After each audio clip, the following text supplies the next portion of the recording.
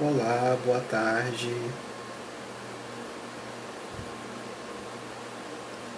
Vão me dizendo, sejam todos bem-vindas e bem-vindos e bem-vindes. Vocês conseguem me escutar?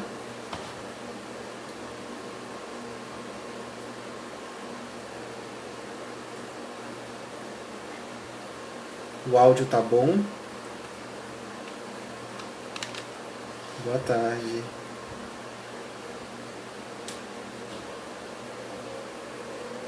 Erivete, o áudio tá bom? Vocês conseguem me dar o retorno sobre o áudio?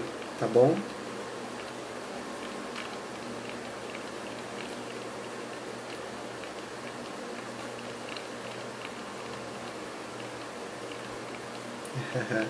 Hoje eu vim.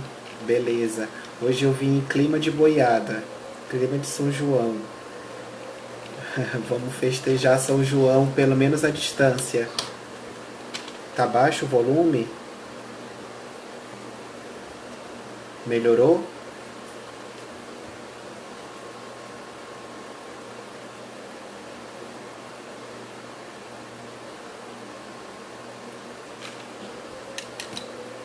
Oi.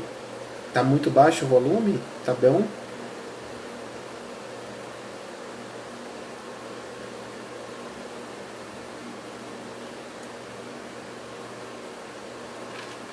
Oi, Erivete.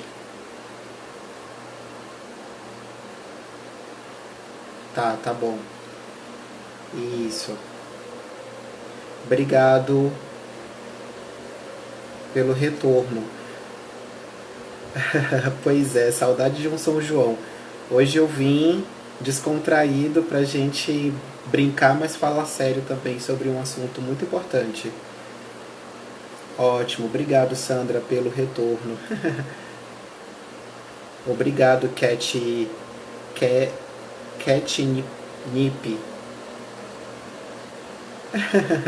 Obrigado, Thiago. Eu vim hoje para descontrair um pouco. É, eu sou apaixonado pelo São João, dá para perceber, né? Quase nada. Então eu vim hoje a caráter. Nas vésperas de São Pedro, ainda há tempo de brincar São João. Carlos, maravilhoso. Vamos esperar mais um pouquinho para a gente poder começar, que eu gosto de ser pontual. Vamos esperar as pessoas entrarem. Vão divulgando aí, vão convidando seus amigos, amigas. Boa tarde, querido Magno, professor Magno, uma pessoa maravilhosa. Fomos colegas de grupo de pesquisa. Sua palestra também foi maravilhosa. Carlos também, sua palestra foi maravilhosa. Boa tarde, Gleiciane, minha co-orientanda de iniciação científica. Obrigado. Vão convidando aí as pessoas, vamos se integrar aqui.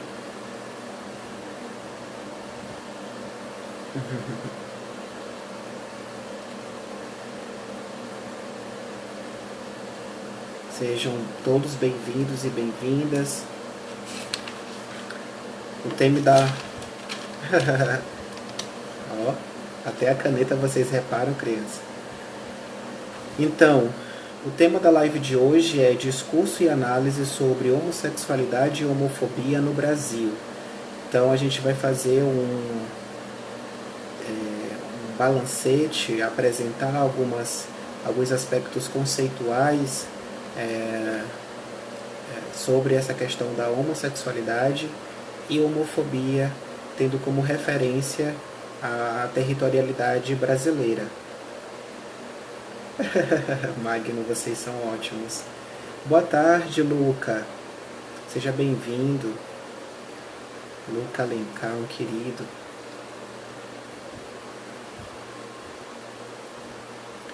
Vão convidando as pessoas, né? Chamando as pessoas para poder participar. Vamos esperar só mais um minuto e vamos começar a live, tudo bem?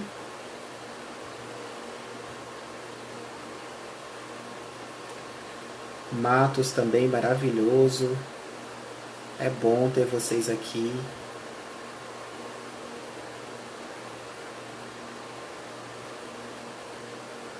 Erivete, ao teu comando, eu posso iniciar a live, tá bom?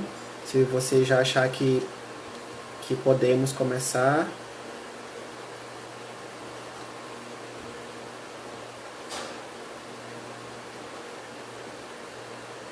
Erivete, tá aí?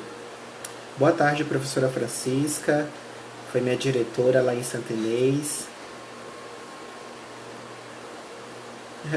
Gisele, foi um presente do meu namorado Marquinhos, esse lenço aqui. Boa tarde, professora Márcia. Muito importante a senhora estar aqui conosco como educadora.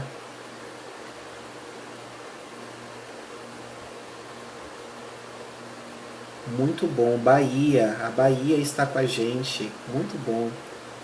Bem-vindos. Erivete, posso começar então? Então vamos lá. O nome da live de hoje é Discurso e Análise sobre Homossexualidade e Homofobia no Brasil. E vou me apresentar, vocês já viram o card, mas cabe aqui sempre uma apresentação. Meu nome é Alderico Segundo, eu sou sociólogo, especialista em gênero e diversidade na escola. Atualmente eu sou mestrando em educação pela Universidade Estadual daqui do Maranhão. Sou diretor do projeto Curta Diversidade, vou falar dele mais para frente. Membro do grupo de pesquisa em Ciências, Sexualidade, Saúde e Educação, GPENSEX da UEMA. Sou poeta, escritor. Para quem quer acompanhar um pouco dos meus textos, eles são publicados lá no portal Sobre o Tatame, né? Faço parte da equipe de redação de lá.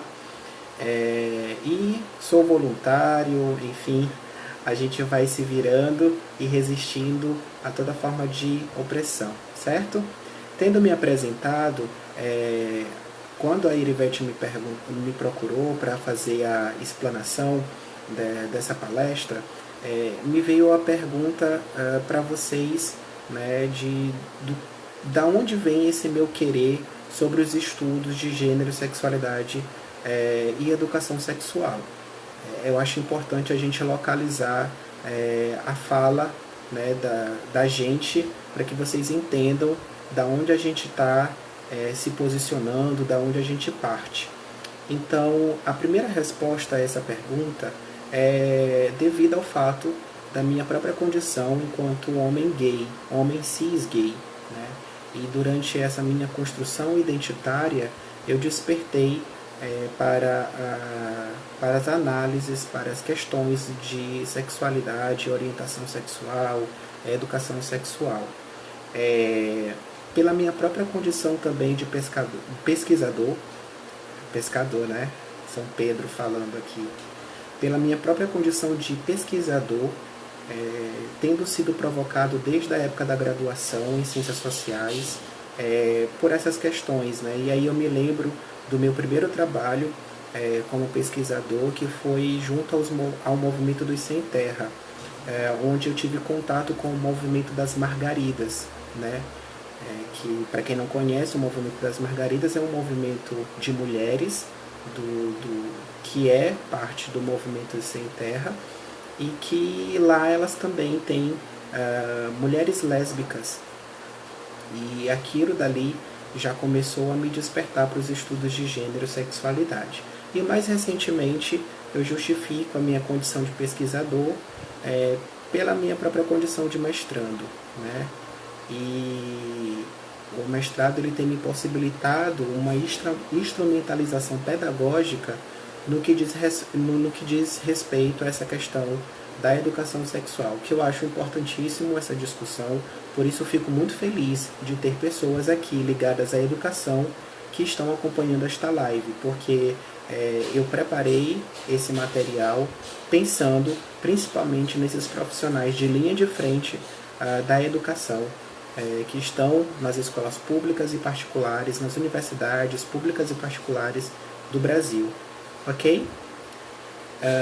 Então,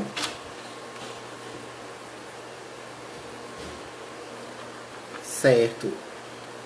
Vocês...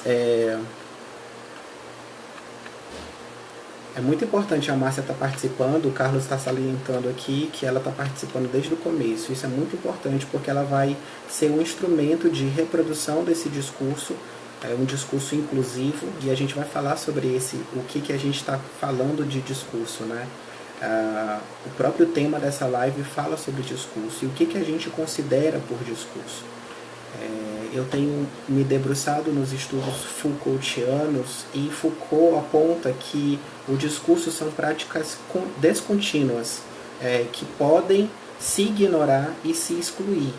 O discurso ele não é um jogo de significados prévios, cúmplice de nosso conhecimento, mas sim uma violência imposta às coisas e uma prática a elas imposta, ou seja, todo discurso é violento, né? Inclusive porque ele trabalha com relações de poder. Foucault não acredita no poder, o poder puro, mas em relações de poder. E essas relações de poder estabelecem práticas discursivas muito poderosas. Essas práticas discursivas, por exemplo, estão nas igrejas, né? Estão na nossa família, quando o nosso pai ou nossa mãe exerce dessa autoridade para produzir discursos, por exemplo, homofóbicos, transfóbicos. Então, a gente entende que o discurso ele parte de uma relação de poder, né? Ele é construído a partir dessas relações de poder. E nessas microfísicas do poder, que o Foucault vai muito bem salientar em seu texto Microfísica do Poder, que está na medicina, que está na escola, que está na família, que está na igreja, como eu falei. Essas relações microfísicas de poder é que vão reforçar os discursos que já foram falados aqui anteriormente pelos meus colegas, inclusive, que reforçam a questão da homofobia, da transfobia, da lesbofobia. E, tendo dito isso, né, o que a gente entende por discurso, vamos aqui, eu tentei pensar em alguns dos principais discursos que as pessoas homossexuais, elas escutam diariamente, né? E vocês podem aqui me dizer que outros discursos vocês ouvem. Mas o que me veio à cabeça logo? Homossexuais são promíscuos. Homossexuais são problemáticos. Homossexuais são pessoas que influenciam crianças. Homossexuais são pessoas que destroem a concepção de família. Homossexuais vão para o inferno. Homossexuais são pessoas muito radicais. Homossexuais são pessoas doentes. Então, esses foram alguns dos discursos que são produzidos a partir das relações de poder que a gente mais escuta no cotidiano, né? E vocês podem aí me ajudar com mais discursos, mas eu elenquei esses principais que me vieram à cabeça para a gente poder fazer a análise desses discursos. Então vamos lá. Quando dizem que o homossexual é promíscuo ou qualquer tipo de estigma, a gente precisa lembrar que a homossexualidade ela é uma invenção, e aí eu estou me reportando sempre aos estudos Foucaultianos. Ela é uma invenção histórica. Tudo que eu falei para vocês anteriormente são discursos que reproduzem o significado de homossexualidade. Portanto, a homossexualidade é uma invenção. A homossexualidade ela não é só uma configuração de orientação sexual, mas ela é também uma produção cultural, sociocultural, psicológica, biomédica, enfim. Ela é uma construção de vários discursos. Agora, tem discursos que são mais inclusivos e tem discursos que são mais opressores, tá? E aí, aqui nessa live, cabe trazer os discursos que são mais opressores, tá? Para a gente poder refletir sobre esses discursos opressores e tentar fazer o processo de inclusão. ok? Exatamente, afeminados, pervertidos, relações de poder que são mediadas em cima da linguagem, por sua vez é regida pelo binarismo patriarcal. Muito bem, Carlos. Tiago falou afeminados, Gisele pervertidos, a Sandra discursos de ódios que rotulam e disseminam preconceito gratuito. Exatamente. Francisca, muitas pessoas dizem não tenho preconceito pois tenho amigos gays, mas quando há casos na família muda o discurso. Na verdade, Francisca, quando você diz eu não sou preconceituoso, tenho até amigo gay, isso já é uma fala preconceituosa. Tiago Guimarães dos Santos, isso mesmo, Francisca. Erivete, exatamente, Francisca. Boa tarde, Matias. Então, vocês lembram dos discursos que eu falei antes, né? Quando a gente fala que um homossexual, ele tem o estigma, ele carrega o estigma da promiscuidade, a gente não reflete que a gente, desde pequeno, a gente enquanto sociedade, a gente induz os homens, né? Nós homens somos induzidos a se masturbar, a pegar as menininhas na escola. Aos homens é perguntado cadê as namoradas.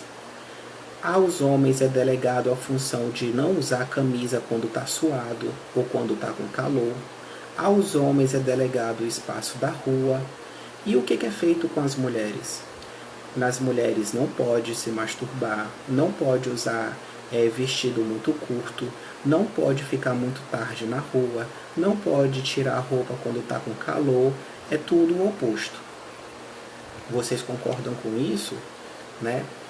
Então, quando a gente diz que o homossexual ele é promíscuo, a gente esquece de lembrar, né? A gente não se lembra que desde a nossa criação, os homens são criados como promíscuos, como pessoas promíscuas.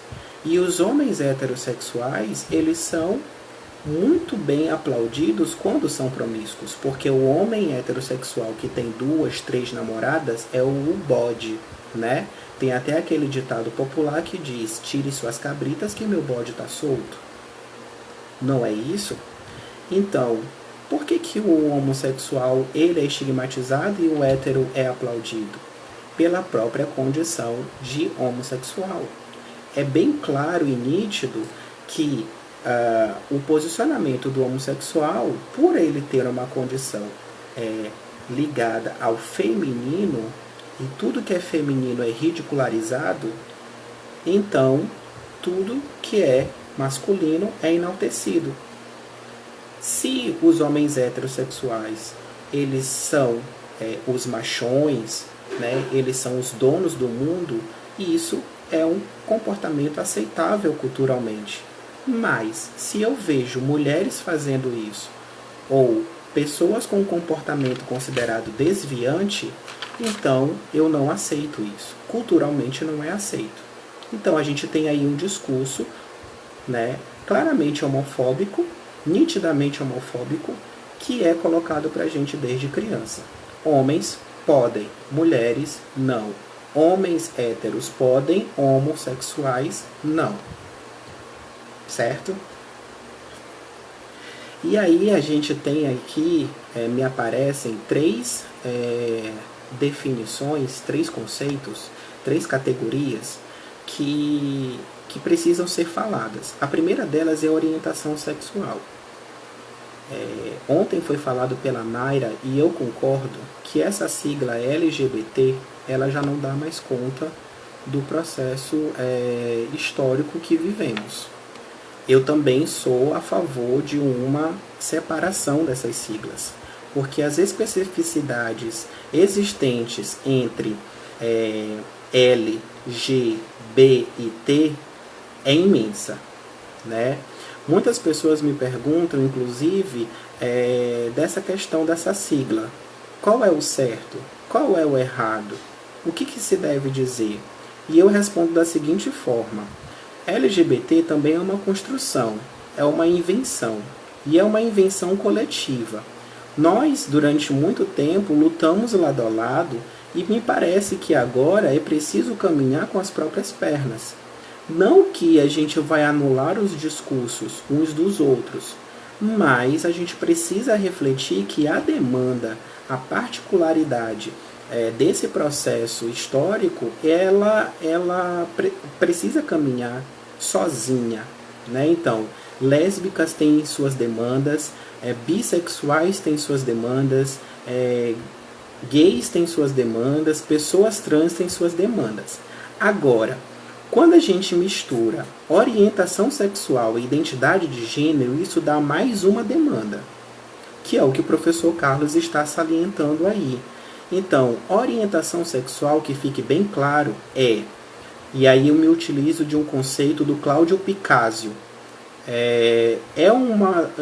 Orientação sexual é uma definição de afetivo sexual pela pessoa do mesmo sexo ou gênero. Ou seja, existem pessoas trans homossexuais. Então, ser uma mulher trans é uma concepção de identidade de gênero, e aí baseado no conceito de Berenice Bento, que é uma construção, identidade de gênero é uma construção daquilo que eu me entendo por feminino e daquilo que eu me entendo por masculino. Portanto, se eu sou uma mulher trans, eu estou formando a minha concepção identitária de gênero pelo feminino, mulher trans, pelo feminino. Mas a minha orientação sexual, ou seja, meu gosto afetivo, minha atração sexual, ela é uma outra lógica, né? Ela pode ser bissexual, essa mulher transexual ela pode ser heterossexual, essa mulher trans ela pode ser homossexual. Ou seja, existem mulheres trans lésbicas, existem homens trans gays, existem homens trans bissexuais, existem mulheres trans bissexuais. Então, que a gente comece a entender essas definições conceituais, essas reflexões conceituais, para que a gente possa respeitar a condição de cada pessoa. Então, fica aqui a dica das leituras de Cláudio Picasio e Berenice Bento, para que a gente reflita sobre o que é orientação sexual e o que vem a ser identidade de gênero, para que a gente não cometa essas gafes, esses equívocos, ok? E aí aparece também uma outra categoria chamada expressão de gênero. Eu não sei se foi o Lucas, mas alguém, logo no começo da semana, me perguntou, uma mulher lésbica ou uma mulher, não vamos falar de orientação sexual, esquece, uma mulher cisgênero. Vocês sabem que é uma mulher cisgênero? Uma mulher cisgênero é aquela que nasceu com o sexo biológico fêmea, tá? Uma mulher cisgênero se veste com ideias masculinas, ou seja, com roupas mais largadas, com bermudão, com camisão, enfim. Aquela mulher cis que está vestida daquele jeito é um homem trans? Ou é uma mulher lésbica? Ou é simplesmente uma mulher? Ou não é nada? A minha resposta é o seguinte: ela é o que ela quiser. Quem cabe entender é quando alguém vai perguntar. Quando você pergunta para aquela mulher o que ela é, ou para aquela pessoa, né? Vamos começar a trabalhar essa ideia de não binaridade. Quando você pergunta para aquela pessoa o que ela é, ela vai te responder. Não cabe a gente definir, né, pelo chapéu que a gente usa, pelo óculos que a gente usa, pela cor da roupa que a gente usa, quem é homem, quem é mulher. Isso já é perverso, porque quando a gente nasce, a gente já é batizado com um nome que a gente nem queria, por exemplo. Eu não queria me chamar, se fosse para eu escolher, por exemplo, eu não queria me chamar Alderico II. mas foi me dado esse nome. Eu aprendi a amar o meu nome, aprendi a respeitar o meu nome, mas tem gente que não gosta do seu nome, né? Assim como, por exemplo, a gente já define enxoval de menino e enxoval de menina. Mas se de repente não for bem uma menina ou bem um menino que vem por aí, né? E aí eu vou deixar uma opinião bem particular sobre essa questão do chá de revelação. Para mim, chá de revelação é a mania mais estúpida e mais transfóbica que existe dessa nova contemporaneidade, né? Me perdoe quem já fez aí seu chá de revelação, quem está assistindo ou quem já participou de um chá de revelação. Mas o chá de revelação é extremamente transfóbico, porque você está atribuindo cores a uma pessoa que nem nasceu, uma pessoa que ainda não tem nem entendimento do que quer de cor pela vida. Não se sabe se ela gosta de preto, não se sabe se ela gosta de azul, não se sabe se ela gosta de rosa. Mas a gente já está dizendo que se sair rosa no bolo, é menina. Se sair verde, é menino. E isso é muito transfóbico, tá? Me desculpem quem partilha dessa ideia de gostar de chá de revelação, mas chá de revelação, numa opinião muito particular, é transfóbico, tá? Tiago, tenho amigos que usam cueca, por exemplo, e são héteros, ou o que elas quiserem. Exatamente. Aqui eu não vou definir, ter essa ideia de definição. Eu estou trazendo conceitos para que a gente possa explorar esses conceitos e refletir sobre esses conceitos e discursos, tá? Eu sou homem trans, tenho uma namorada e todas as pessoas dizem que ela é lésbica. Eu já cansei de tentar explicar para as pessoas. É isso. As pessoas ainda não param para refletir sobre suas práticas transfóbicas e homofóbicas, sim. Né? Quando você olha duas pessoas juntas, antes de você dizer que é um casal gay, ou um casal lésbico, ou um casal hétero, tente fazer amizade com eles, né? Procure saber deles, a partir do discurso que eles produzem sobre si, o que eles de fato são, né? Esse aponte de dedo, né? Esse levante de estigmas e de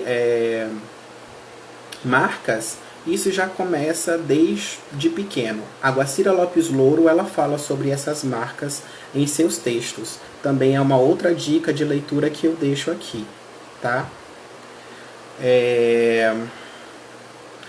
Ministra Damares, quem é Damares? Eu falei sobre o discurso da promiscuidade, né? Então, agora vocês já sabem que se for para ser promíscuo, a lógica se aplica também aos heterossexuais. Quando a gente fala de um discurso também de que homossexuais são problemáticos, eu me pergunto de que ponto de vista é a problematização do homossexual, né? Eles são problemáticos por quê? Né? Porque eles chocam com os seus corpos, eles chocam com o seu jeito de falar, de andar, de usar as suas roupas como lhe convém. É problemático para quem? É problemático para quem está vendo? É problemático para quem está sendo? E aí eu fico me perguntando, de que ponto de vista a gente está falando que ser homossexual é ser problemático? Né? Porque me parece que a vergonha de ser homossexual é muito mais para quem vê do que para quem vive. As pessoas homossexuais que aqui estão no grupo podem se pronunciar. Vocês sentem vergonha de serem homossexuais ou vocês acreditam que as pessoas ficam com vergonha de vocês serem homossexuais? E por isso dizem que vocês são problemáticos ou problemáticas, né? Enfim, essa questão de influenciar crianças foi falado aqui desde a primeira live sobre essa questão do pederastia. Eu não vou polemizar, mas já polemizando, né? Existe um conceito muito recente sobre o que é infância. Essa ideia de infância pura, essa ideia de infância imaculada, ela é muito recente. O Carlos pode me ajudar nisso. Eu tenho aqui um indicativo de livro, eu vou mostrar para vocês daqui a pouco, Pedofilia na Educação, que é coordenado, que foi organizado pelo meu orientador de mestrado, o professor Jackson Rony, e que traz textos de reflexão sobre essa questão da infância. A infância, a ideia de infância imaculada, ela é muito recente, né? Ela vem aí uma construção do século XIX, tendo uma presença muito forte desse Estatuto da Criança e do Adolescente no século XX, né? Portanto, antes disso, antes dessa ideia de Estatuto da Criança e do Adolescente, que é um divisor de águas no entendimento do que é criança e do que é adolescência, né? Você percebia que existia relacionamentos entre pessoas mais velhas com pessoas mais novas. Vide nossos avós, né? Os nossos avós casavam muito cedo, e principalmente as mulheres com 13, 14 anos casavam com homens bem mais velhos. E não tinha essa ideia de pedofilia. E eu não estou justificando a pedofilia, mas eu estou abrindo aqui uma reflexão sobre o entendimento daquilo que pensamos ser criança e adolescência. Então, atribuir, por exemplo, aos homossexuais a culpa pela pedofilia é um equívoco, porque esses relacionamentos eles são muito mais antigos do que a própria definição que a gente tem agora. Então, da Grécia Antiga até agora, né, até os dias atuais, haviam relações entre pessoas mais velhas e pessoas mais novas, né? E aí já foi falado isso em outras lives, inclusive do professor Carlos, ele comentou sobre o conceito de pederastia, né? O Alan Linhares também passeou por esse tema, e é importante a gente revisitar nossos colegas, né, nas lives anteriores, que estão salvas aqui, para a gente poder acompanhar esse conceito, né, de infância, tá? E afirmar, na verdade, aqui que os homossexuais, eles não... Essa construção da pedofilia em cima dos homossexuais é mais um estigma construído socioculturalmente pelas pessoas, tá?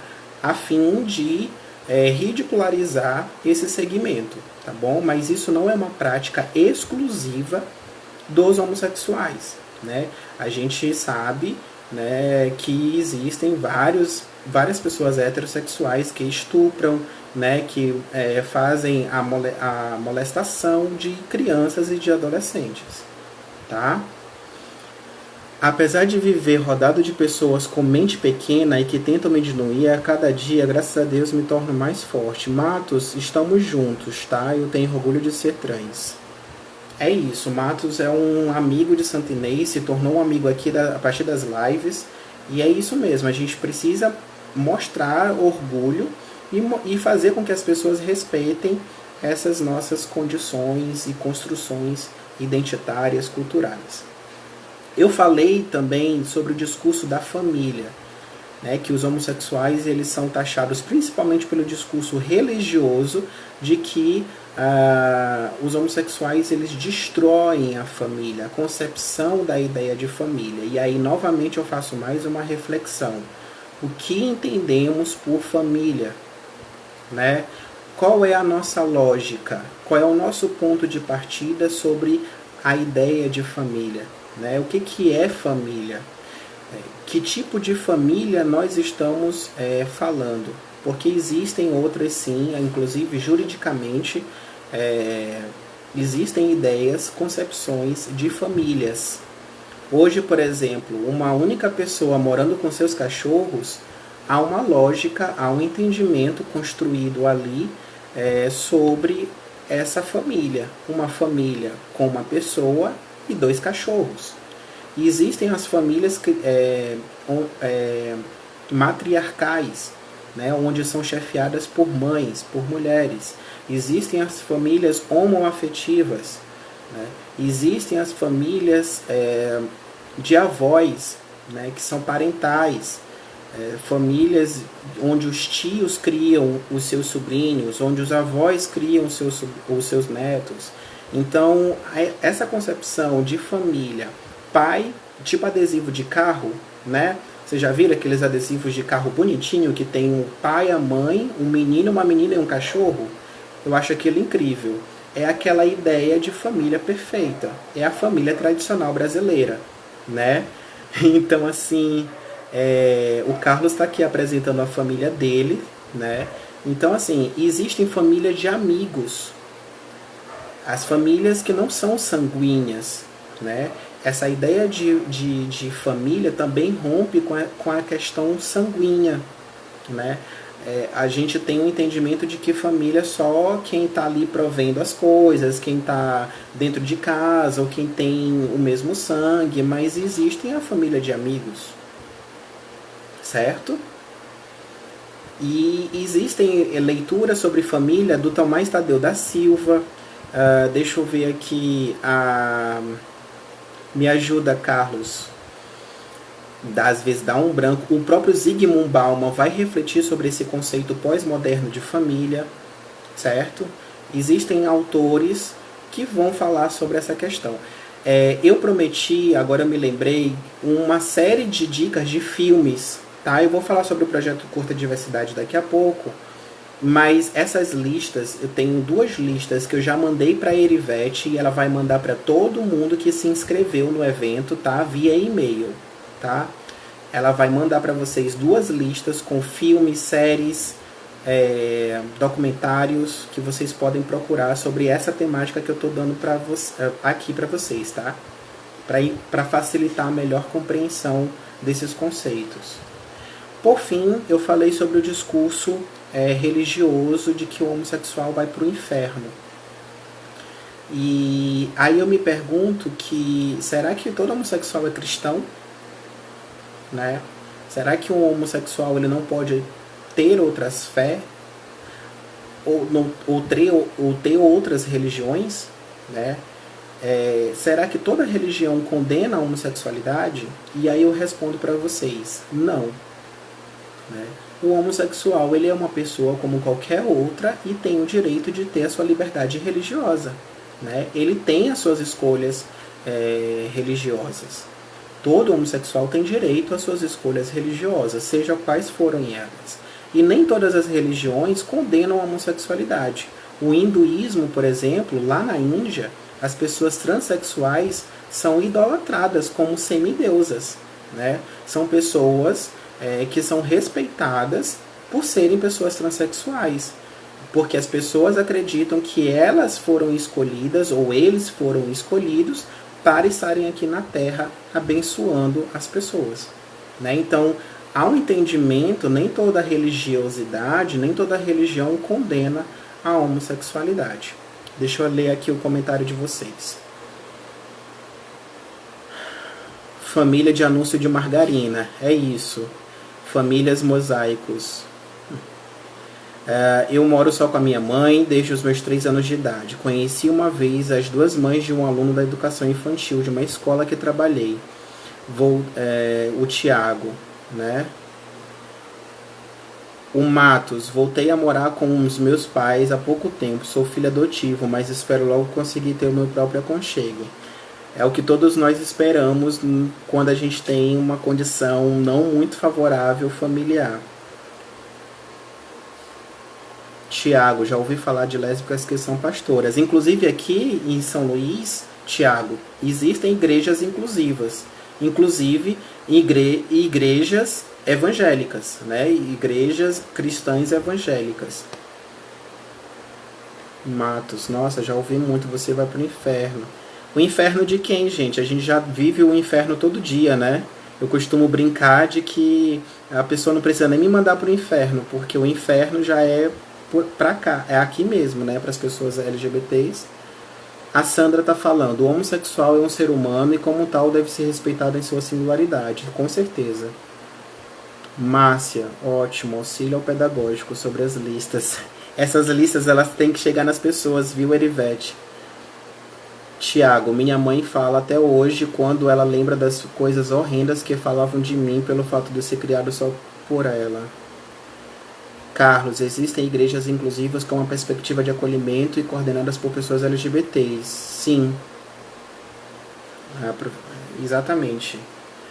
O Matos está falando que ele é espírita kardecista. Eu, por exemplo, sou de religião de matriz africana, né? Sou da Umbanda, / Tambor de Mina também, porque eu fui iniciado nos dois, né? Então, eu vou encerrar aqui minha fala. Carlos, quanto tempo eu tenho ainda? Porque eu estou aqui sem cronômetro. Vão me dizendo quanto tempo eu tenho, que se for o caso eu abro outra live, tá? Eu vou encerrar aqui minha fala nessa condição ainda de palestra, né? Falando que esse radicalismo, né, que as pessoas dizem, vocês são muito radicais, vocês são muito grosseiros, vocês são muito violentos com as palavras, vocês são muito violentos no seu ativismo, na sua militância. Eu digo que isso é um discurso também para ocultar, silenciar, esconder e mesmo violentar as pessoas LGBTs. Porque quando eu digo que essa atitude ela é radical, eu estou negando a condição desse sujeito de lutar pelos seus direitos e de buscar respeito enquanto sujeito LGBT. Portanto, se eu não entendo de transexualidade, homossexualidade e afins, eu preciso buscar a compreensão e o entendimento disso. Eu tenho que terminar agora? Me responde aí, Carlos, e eu, Erivete. Eu encerro agora? Tem 15 minutos, então é o suficiente. Me avisa quando estiver faltando 5 minutos, por favor. 5 minutos, me avisem. É só para eu terminar esse raciocínio e a gente abre a outra live só para perguntas e respostas, tá? Então, para finalizar essa questão do radical, eu vou dizer que quando vocês ouvirem pessoas dizendo que suas posturas são radicais, desconfiem, porque essa ideia de radicalismo ela é uma tentativa de silenciar a postura de vocês, né? A postura nossa enquanto pessoas LGBTs. A gente precisa entender que nesse período aqui que a gente está falando tanto de vidas negras importam, vamos fazer aqui um recorte, né, interseccional, vamos ver aqui a questão de que se eu digo vidas negras importam e sou branco, eu preciso entender primeiro que por ser branco eu sou racista. Automaticamente eu preciso entender que só por ser branco eu tenho uma condição que me induz à questão racista, tá? E aí eu preciso buscar o entendimento do que é ser antirracista, tá? A mesma lógica se aplica à LGBTfobia. Se eu sou hétero, eu já automaticamente tenho que assumir uma postura homofóbica. Uma condição, quer dizer, de homofóbico. Porque eu fui criado dentro, eu estou falando eu hétero, né? O eu hétero foi criado pelo patriarcado.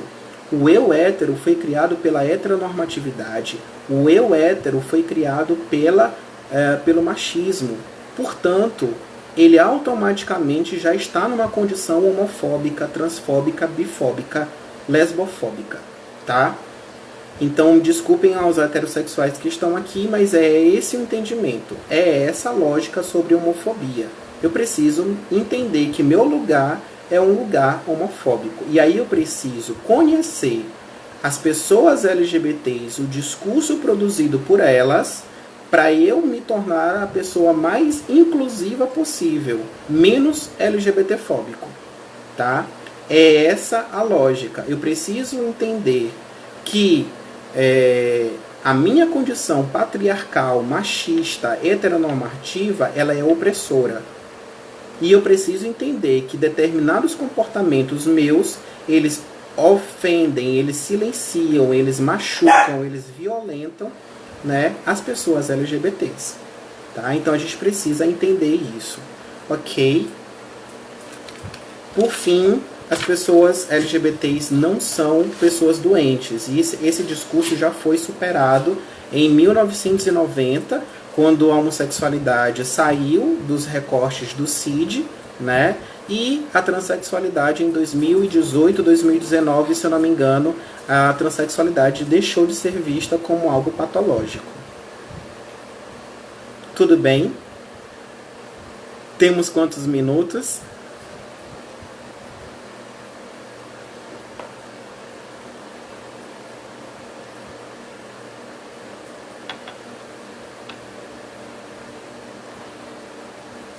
Michele, na verdade, o próprio meio, ele se apedreja porque ele reproduz esse discurso que é heteronormativo. Se eu sou criado dentro de uma lógica heteronormativa, a minha probabilidade de reproduzir isso é muito maior, né?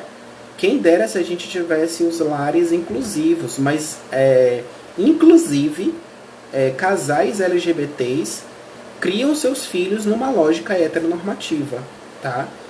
É uma ilusão acreditar que todo LGBT é desconstruído. Não, inclusive, esse aqui que vos fala, tá certo, temos 10 minutos, é bastante tempo. Esse aqui que vos fala já cometeu várias gafes com a própria comunidade LGBT. Essa lógica, essa construção, ela é coletiva e ela é constante, tá? A gente não pode se achar muito desconstruído só porque é LGBT, não, tá? Vamos tentar pensar que a gente não é tão desconstruído. A gente, às vezes, reproduz comportamentos heteronormativos, machistas, opressores, tá bom? Mas é porque a gente está inserido dentro desse sistema. E romper com esse sistema não é muito fácil. Agora, a gente precisa não aceitar que as pessoas hétero façam isso com a gente. Esse processo de desconstrução, ele é contínuo, tá? Exatamente, Thiago, existe essa lógica do ativo e do passivo, de que o ativo tem que ser o machão e o passivo tem que ser a mulher da relação. E é uma lógica binária. Essa lógica binária, ela ferra com todo o procedimento e entendimento do LGBT. Eu deixo uma dica aqui para vocês, o Gay Dálmata, que é um texto que eu escrevi lá no portal sobre o tatame, tá bom? Sigam lá, sobreotatame.com. E aí vocês vão procurar os textos do Alderico II, ou então vão na minha bio e lá tem um link que vai direto para os meus textos, tá bom? Lá eu tenho um texto chamado Gay Dálmata que fala sobre isso, sobre esse entendimento interno entre homossexuais que não conseguem ser coletivos, né?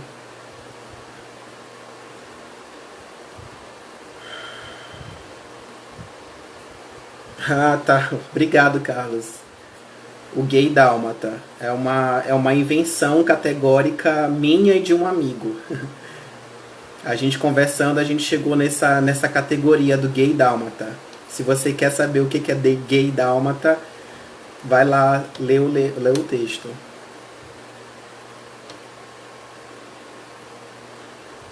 Lésbicas, ainda mais quem é lésbica que se veste masculina. Exatamente, Rafane. Ontem a Naira teve uma fala belíssima sobre essa questão das lésbicas, que aí eu não trago muito aqui no meu discurso, porque eu sou um homem gay e cis, e aí eu não quero invadir o local de fala das pessoas transexuais, bissexuais e lésbicas. E aqui a gente tem a representatividade, todos os palestrantes têm as suas representatividades. Quantos minutos nós temos?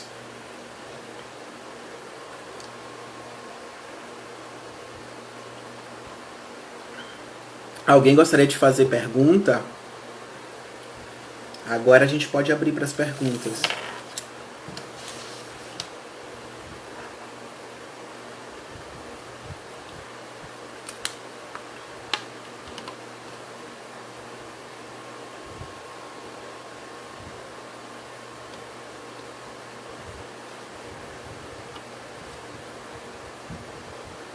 Oi?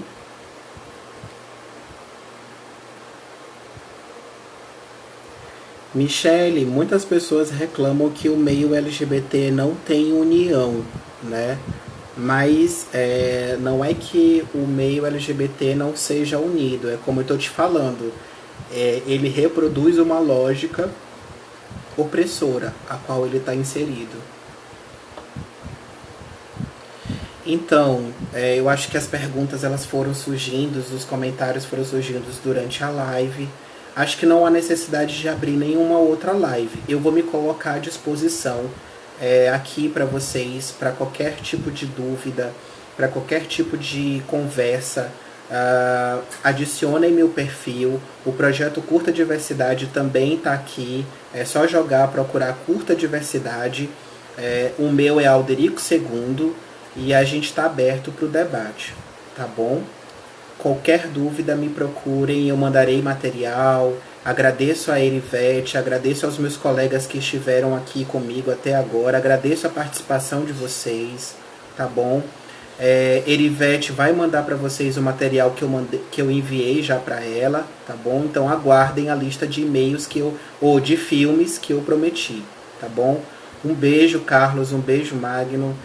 Se cuidem, gente. Bom São Pedro para vocês. E vamos brincar aí o que resta de São João em suas casas, assistindo as lives. Favoreçam a cultura daqui do Maranhão, tá bom? Assistam as lives daqui do Maranhão e ajudem a cultura maranhense a acontecer. Um beijo em vocês. Foi um prazer estar aqui, tá bom? Até uma próxima.